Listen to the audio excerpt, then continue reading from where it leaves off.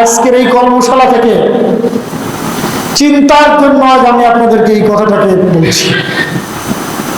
তাই আমার আমাদের সৃষ্টির উদ্দেশ্য যদি ব্যর্থ হয়ে যায়, তাহলে প্রথমে নিজেরা ব্যর্থ হব, আর আমাদের দ্বারা এই সমাজ, এই জাতি এবং দেশ ব্যর্থ হয়ে যাবে। আজকে বাস্তবতা সেটা কিনা বলেন তো? নিজেরাও আমল করি না, পরীক্ষায় first stand, second stand, third stand করেছে, সুপার মেরিটোরিয়াস স্টুডেন্ট, কারোর সাথে তুলনা করা চলে না। নৈতিক শিক্ষায় শিক্ষিত না হওয়ার কারণে, ওই কোরআন শিক্ষার না কারণে, হাদিস না শিখার কারণে, কোনটা করলে লাভ আর কোনটা করলে ক্ষতি এটা না বুঝার কারণে কলমের খুচায় কোটি কোটি টাকা লুপাট করে দেয়, পাচার করে দেয়, দেশ জাতিকে ধ্বংস করে দেয়। একবারও ভাবে না আমি কার টাকা কি কোথায় ব্যবহার কি করছি। এত বড় মেধা, এত বড় যোগ্যতা নিয়ে কি হলো ভাই আমার?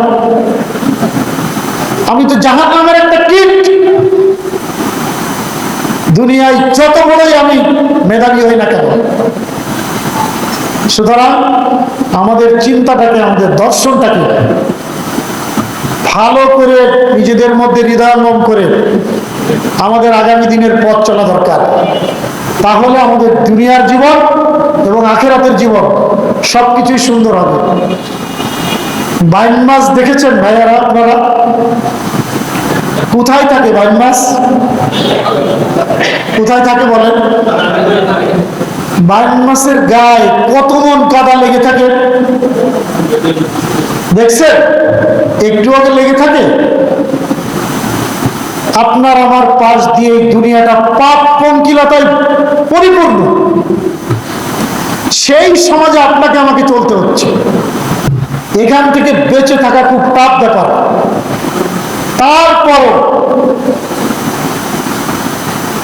একজন ব্যতিক্রমী মানুষ যদি কেউ হয়, একজন এক্সেপশনাল পার্সন যদি আপনি হতে চান, আপনি যদি নিজেকে সেভাবে তৈরি করতে পারেন, অবশ্যই ওই কাদা আপনার গায়ে লাগবে না ইনশাআল্লাহ।